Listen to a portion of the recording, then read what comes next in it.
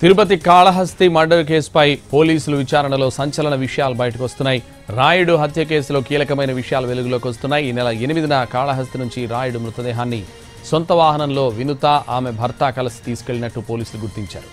దారి మధ్యలో తిరువళ్లూరు నుంచి రాయుడి డెడ్ బాడీని TN 112791 వాహనంలో తరలించింది వినుత కుటుంబం. రాయుడి మృతదేహాన్ని తరలించిన వాహనాన్ని చెన్నై పోలీసులు సీజ్ చేశారు.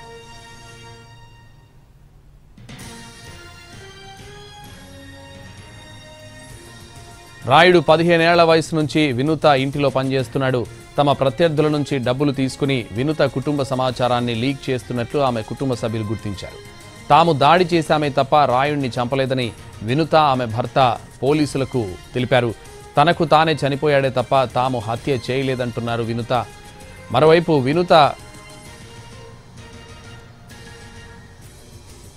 పార్టీ నుంచి జనసేన బహిష్కరించింది. పార్టీ విధి విధానాలకు వ్యతిరేకంగా పనిచేయడంతో ఈ నిర్ణయం తీసుకున్నట్లు ప్రకటించింది.